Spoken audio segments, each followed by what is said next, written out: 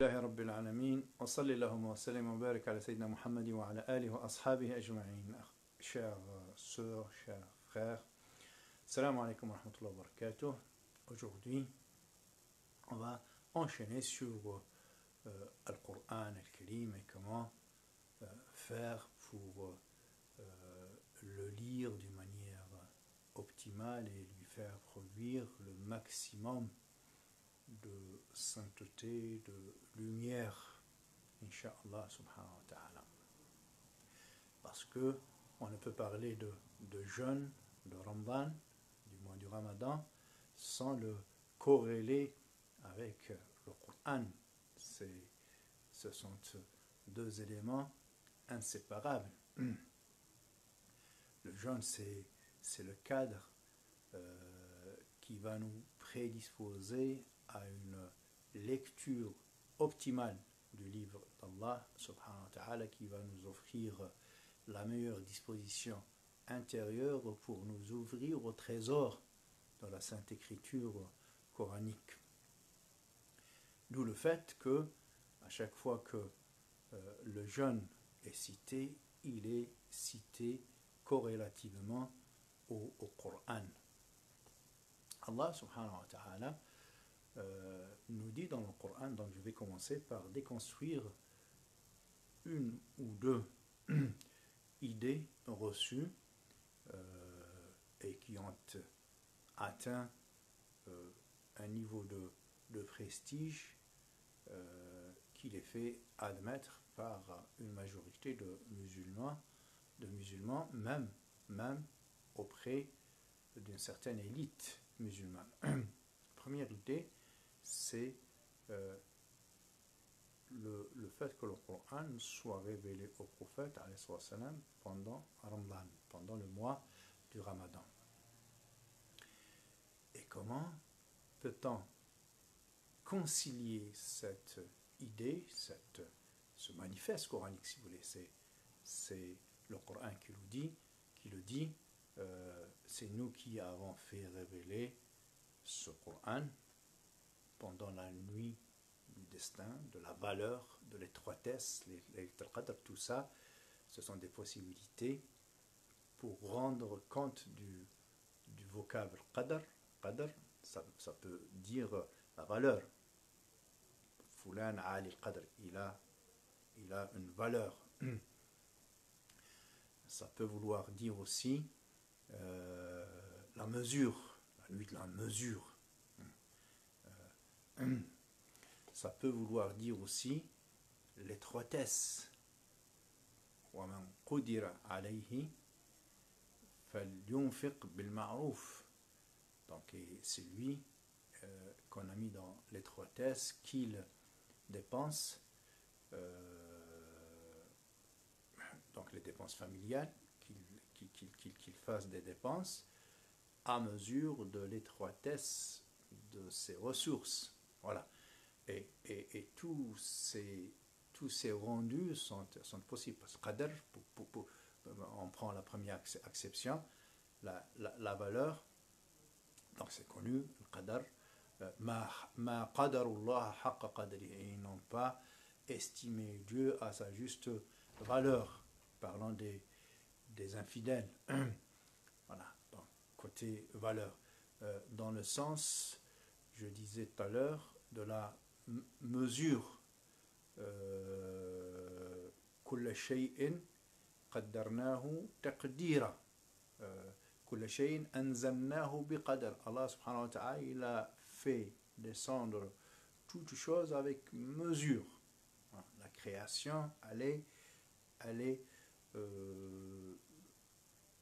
créée selon des critères et des mesures précises. Voilà. Et troisième possibilité, troisième acception de ce vocable al-qadar, qui peut vouloir dire aussi l'étroitesse. Parce que cette nuit-là, des anges, des cortèges angéliques descendront pour fêter avec les musulmans la valeur de cette nuit. Ils descendront avec plein de cadeaux, plein de décrets à l'endroit des croyants qui ont jeûné, si bien qu'il ne reste dans les cieux aucune interstice qui ne soit pas occupé par un ange. Disait le prophète أطت السماء أطا وحق لها أن تئط ما فيها موضع في السماء إلا وفيه ملك لله ساجد. Le, le ciel, les cieux sont sur le point de lâcher, de se fracturer, tellement ils portent ces cieux des nombres et des cortèges angéliques à un point inventorié. Il n'y a pas un lieu dans ces cieux sans qu'il n'y ait un ange qui se prosterne à Allah subhanahu wa ta'ala. C'est juste pour dire qu'il y a que les croyants seront en très bonne et nombreuse compagnie angélique. Voilà.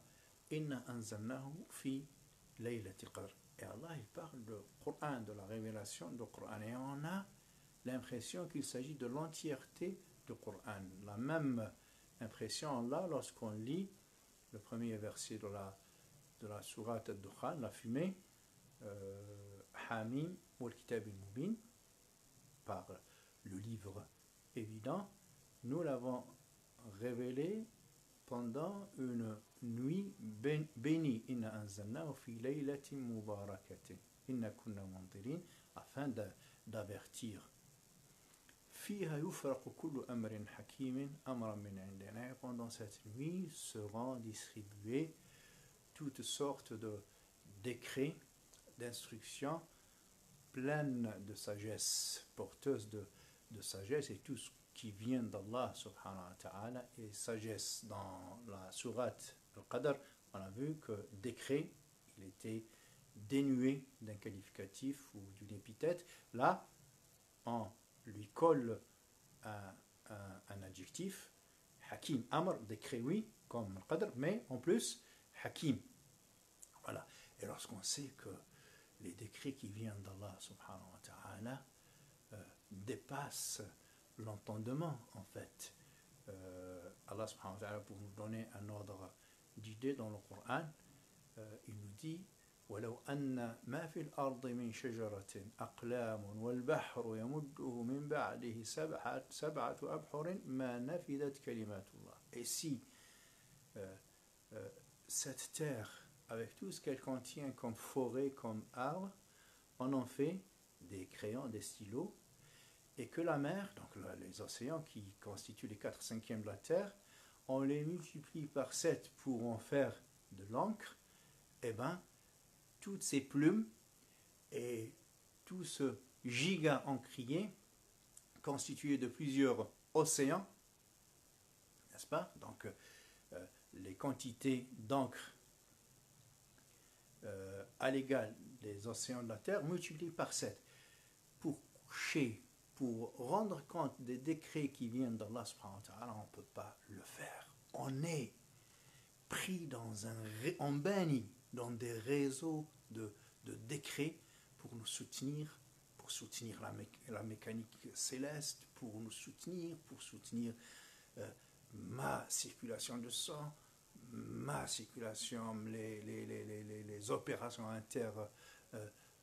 neuronales, tout ce que je fais, mon environnement, toute cette écologie complexe. Et donc c'est Dieu en fait qui la soutient en permanence à travers ces décrets subhanahu wa ta'ala. Et pendant cette nuit particulière, les décrets sont orientés, croyants, musulmans, qui ont jeûné, et on a tout à espérer, Inch'Allah, qu'à la sortie de ce mois, nous serons affranchis dans le hadith, affranchis de l'enfer, mais déjà de l'enfer de notre égoïsme ici-bas, de l'enfer de nos passions, du feu de nos instincts, de nos addictions, de nos phobies, de nos peur injustifiée. Et ces jours, Inch'Allah, sont le moment propice pour ce genre d'exploit, de réalisation spirituelle, s'il plaît à Dieu. Donc, comment peut-on réconcilier, je disais, entre le fait que le Coran soit révélé pendant Ramadan et dans un autre verset où Allah répond à des contradicteurs du Coran qui cherchent la petite bête et ceux qui m'écrurent ont interrogé le prophète, ils ont essayé de le mettre dans la difficulté. Que n'a-t-on pas fait descendre sur lui ce Coran une seule fois, en une seule traite? Laoula nuzila alayhi al-Qur'an jumlatan wahida. Et Allah de leur répondre. Kadalik, c'est ainsi que je l'ai fait descendre, j'ai choisi de le faire descendre sur le cœur du prophète, c'est-à-dire gradué, modulé, progressivement sur 23 années. Pourquoi Allah afin de raffermir ton cœur, de te conforter dans tout ce que tu traverses comme épreuve, comme rejet, comme dénigrement. Et donc le Coran, le prophète, le cœur du prophète a besoin de doses régulières coraniques pour le mettre à l'abri de la déstabilisation faite par les laboratoires de la magouille, de la manipulation des Qurayshites et autres collaborateurs des autres traditions religieuses. كذلك لنثبت به فؤادك ورتلناه ترتيلا, ainsi que nous l'avons modulé, bien gradué sur le temps à des doses homéopathiques pour toi et pour la communauté aussi. Et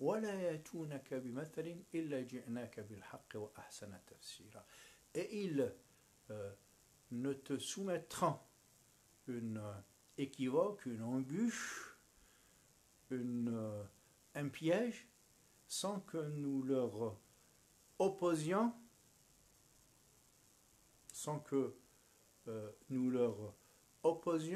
une riposte, une réponse claire, explicite et concluante.